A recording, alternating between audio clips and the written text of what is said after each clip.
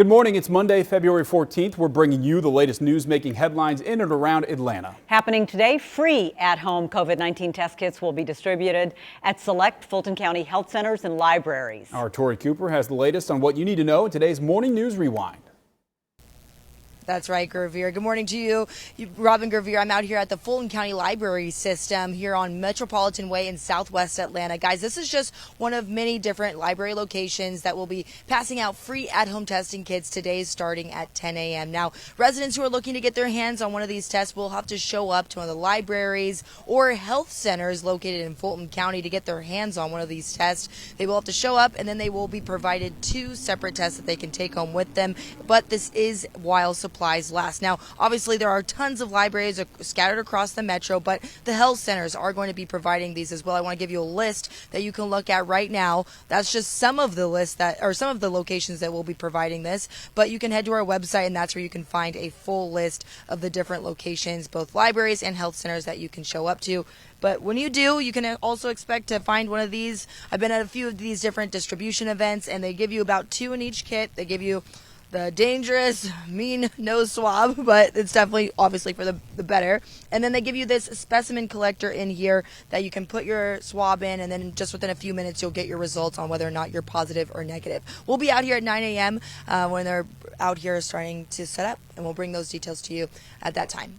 Reporting live in Southwest Atlanta, I'm Tori Cooper, CBS46 News. Yeah, we're not through this thing yet, so that's crucially important that people get those kits. I don't know how everybody else feels, but even if we don't need them right now, you could see another surge, and then we would certainly need them then, and maybe they will be hard to find then. So it's important to get them while we can. Tori, thank you. It's 6:36. Right now, we're keeping an eye on today with the other stories you need to know. Breaking overnight, one person was shot and transported to the hospital. During a Super Bowl celebration in East Los Angeles, hundreds of fans gathered out in the streets after the Rams won the Super Bowl. You can see some of the people in the crowd actually jumping on top of cars. The LAPD ordered the crowd to disperse after people started vandalizing property and setting off fireworks in the streets. President Biden told Ukraine's president that the United States and its allies would respond, quote, swiftly and decisively if Russia invades Ukraine. Diplomatic efforts to defuse the crisis are ongoing, but the U.S. warns an attack could be imminent. And if that happens, President Biden has vowed tough economic sanctions against Russia. The average American homeowner is spending just over $3,000 a year on home maintenance costs. According to a new survey, you can expect to spend anywhere from 1% to 4% of your home's value a year on maintenance, but the costs vary widely by state. Texas and Florida are the most expensive to maintain a home. Georgia was the 5th most expensive. Walmart has dropped its mask mandate for all vaccinated employees. Unvaccinated employees and those who work in pharmacies will still be required to wear them. The changes go into effect for all stores unless it's required by the state or local government. You can celebrate Valentine's Day with a free wedding ceremony. It's happening today at the Fulton County Government Atrium. Fulton County Chief Probate Judge Kenya Johnson and Chief Magistrate Judge Cassandra Kirk are going to help you tie the knot. Couples need to schedule a time to walk down the aisle through a court administrator. You need to bring your marriage license as well as a valid ID. Welcome back. It's 6:44 now. Hollywood and fans are mourning today after the sudden death of beloved filmmaker Ivan Reitman. He's best known for producing classic comedies like Ghostbusters, Stripes, and Animal House. Reitman's family says he passed away peacefully at his home in California, but also said in a statement that his death was, quote, unexpected. Reitman was 75. Many Americans ditched cable TV years ago, thinking they could save money by subscribing to streaming networks. Well, it worked for a little bit, but now it seems as the number of streaming services multiplies, so does the monthly bill for viewers. Amazon is bumping its annual Prime subscription by $20, and Netflix just raised its monthly rate up to $2. Researchers say the price hikes are part inflation, part competition. Experts say many companies are hoping that you see the higher cost of their services as a small price to pay for picking exactly what you want to watch. I think we all started out thinking that it was going to save us money. Now you got to have Netflix for this, I have Hulu too for many this, streaming services, Disney for this, and I have cable. Same. Yeah. All right, we'll figure it out.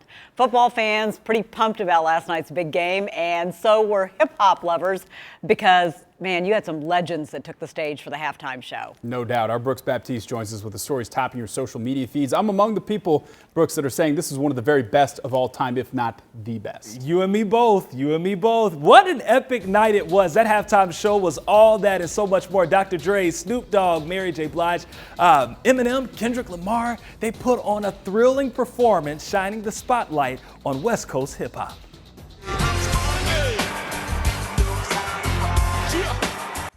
And yes, California did just that. This was the first time, guys, that hip hop took center stage at the halftime show. And most of us were thinking the same thing. Why wasn't it longer? I needed at least 20 more minutes.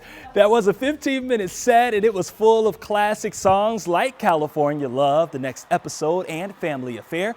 50 Cent even made a special appearance. Believe it or not, Sunday's show was the event's oldest ever, with performers having a combined age of 286 years old. Yes, and it was good. They had some serious energy for sure. Well, the most memorable Super Bowl commercials seem to be mainly about electric cars and crypto. And here's one that sparked some conversation online this morning. Mike Myers bringing back Dr. Evil in General Motors' Super Bowl commercial.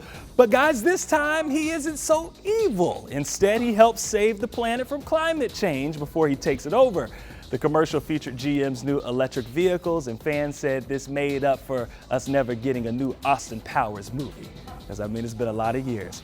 Well, it is Valentine's Day, and a new study supports the claim that marriage is just like real estate. It's all about your location. Real estate company Point to Homes reveals marriages last the longest in West Virginia and Maine, with an average of 22.3 years. New Jersey, North Dakota, and Utah have the lowest divorce rates in the nation, and Hawaii gets the best everlasting love rating based on 18 quality factors. Now, I know you're wondering, okay, so where does Georgia rank in all of this? The Peach State?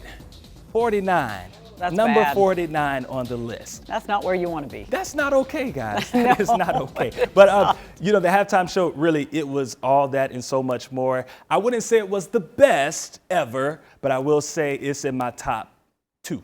Happening today, a former Atlanta elementary school principal convicted in a huge cheating scandal a decade ago will ask a judge to not send her to prison. CBS 46's Rebecca Schramm is live at the Fulton County Courthouse this morning. Rebecca, Dana Evans has managed to avoid prison time for years.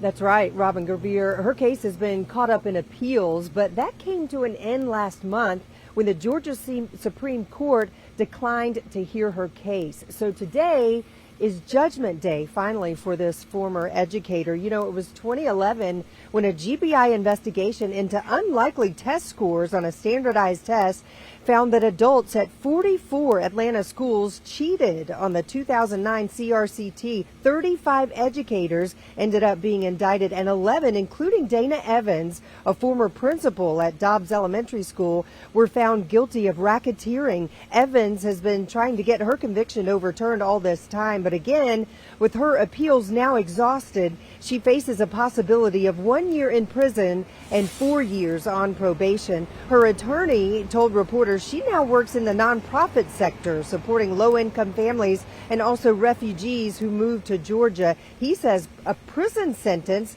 would be, quote, unduly harsh. We will be here for today's hearing at the Fulton County Courthouse, and we'll let you know how it goes. Live in downtown Atlanta this morning, Rebecca Schramm, CBS 46 News. All right, we'll be watching for that, Rebecca. Thank you for that. Developing this morning, an elderly woman was rescued from a burning apartment building. It happened late last night on Peyton Place in southwest Atlanta. Firefighters say they arrived to the scene to find a townhome engulfed in flames with heavy smoke on the second floor. They had to pull the woman out of the townhome next door when she didn't answer the door for her neighbors. Yeah, man, we was outside cooking for the Super Bowl Sunday. Then we heard a little pop, and we seen smoke coming from the window. So then we ran that. Then when we seen the flames getting bigger, so we let our folks know the house was on fire. We ran to the stove, got the fire extinguisher. I was spraying it.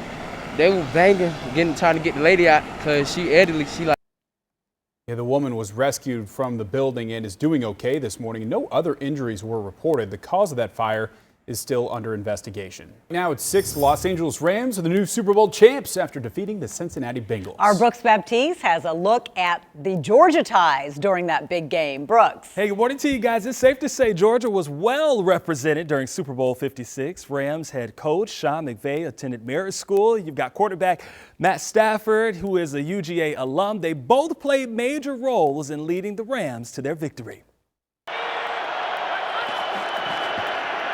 Burrow trying to keep it going, gets spun down, gets it away, and incomplete.